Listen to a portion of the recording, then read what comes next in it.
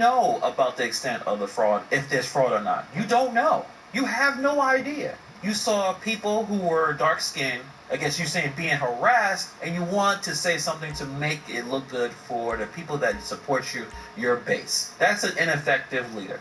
If you've only been there a week, you have no idea what's going on. You just learned the job. Remember, this person wasn't even taking care of herself until she got this job. So she's only been a week where she's able to pay her own bills and not have her parents take care of her, even though she's a 40-year-old woman. You don't know what's going on yet. You have no idea the extent of if there's fraud or not. You already saw what's happening in Minnesota. You saw a few videos there that probably did not look good. We'll show one in a minute.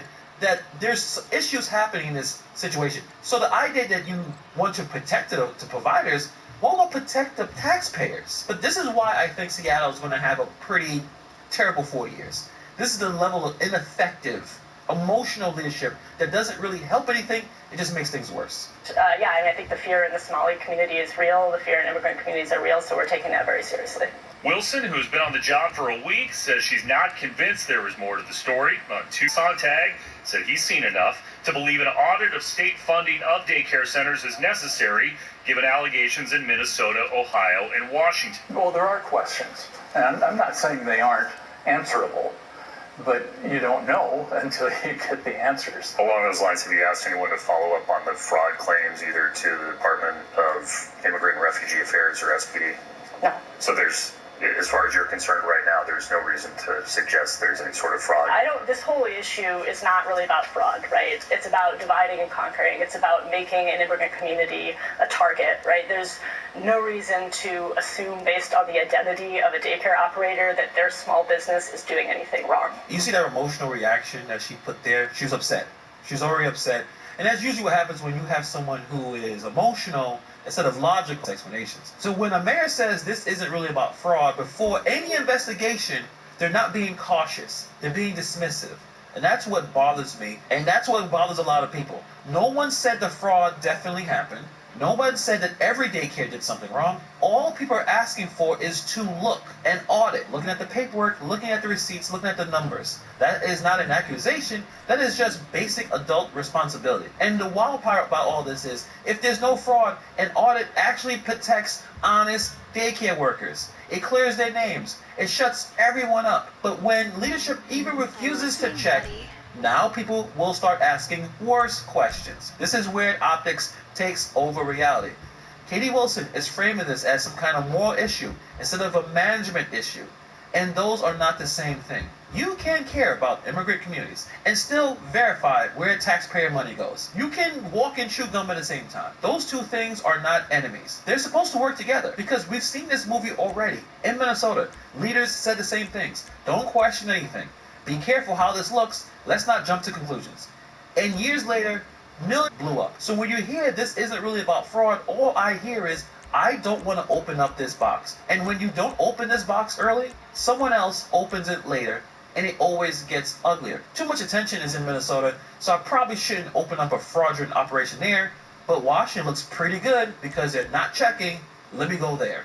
That becomes the next tourism for fraud. And of course it would be a tourism of fraud. She just said it. I'm not going to direct anyone to investigate this further. So this is inaction. This helps people. If you're currently doing fraud in Washington, you're good to go. You don't have to worry about it. My decoy and I went to Aisha Home Child Care in Kent, Washington, and she got inside. A corresponding page for Aisha Home Child Care on the state expenditure website indicates that this place has raked in $753,053 since 2022. We matched the address on the business card given to us with records for an Aisha Home Child Care on the Department of Children, Youth, and Families website for Washington State. The DCYF indicates that this place only serves 2 children. Their licensed capacity is 12, and they have 10 available slots, reflecting that this place only babysits 2 kids. But they're raking in $753,000? Even if this was, let's assume for a second, a legitimate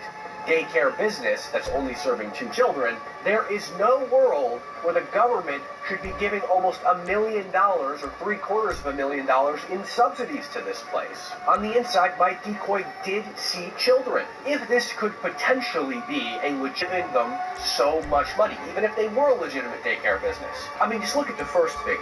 $268,460 since July of 2025. If we're being generous, for 2 kids, that's $22,371 per child. What daycare makes this kind of money per kid in 1 month? And if you are a mayor of a major city, inaction is a decision. This isn't a random situation here. This is a state auditor reviewing a $770 million program that is public taxpayer money. It's federal money. It's everybody's money. This is where I don't believe that Katie Wilson is going to be a responsible leader, because it doesn't look like this. Responsible leadership looks like you don't panic, you don't accuse, but you verify. Instead, what we're seeing here is the fear of backlash, the fear of headlines, the fear of being called names. And again, we already saw how this ends. Tim Walz didn't aggressively act early either. Warnings sat on desks, whistleblowers were brushed off, people were told to stop asking questions. Then you see what's going on now with Congress hearings, national embarrassment. The man just lost his entire political career, and funding cuts that hurt the very people these leaders claim to protect. That is really sad irony. When you ignore possible fraud to protect the community's image, you actually put the community at more risk later. Because once the fraud becomes undeniable, Washington doesn't negotiate. They cut checks, they cut programs. Sontag said these are investigations that can take months or years. Wilson again saying she has not directed anyone on this particular matter in her first week to investigate further. Chris, did the mayor say anything about working with the federal government? Yeah, especially today when there's so much discussion about ICE and what we've seen in Minnesota. I did ask her about that. I asked whether she has reached out to... Okay, thank you, Chris.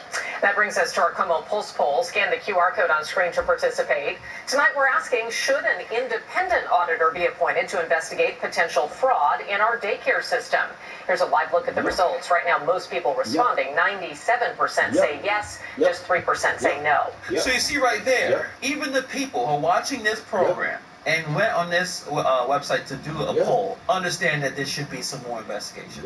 So you can tell she's going to start to lose these people because she doesn't know what she's talking about. She said, oh, there's no reason to assume based on the identity of daycare operator that their small business is doing anything wrong. That is classic bait and switch. Nobody said that identity equals guilt. Literally no one. That's the trick here. They took a question about money and turned it into a question about morality. And once you do that, real oversight dies. Let me say this clearly.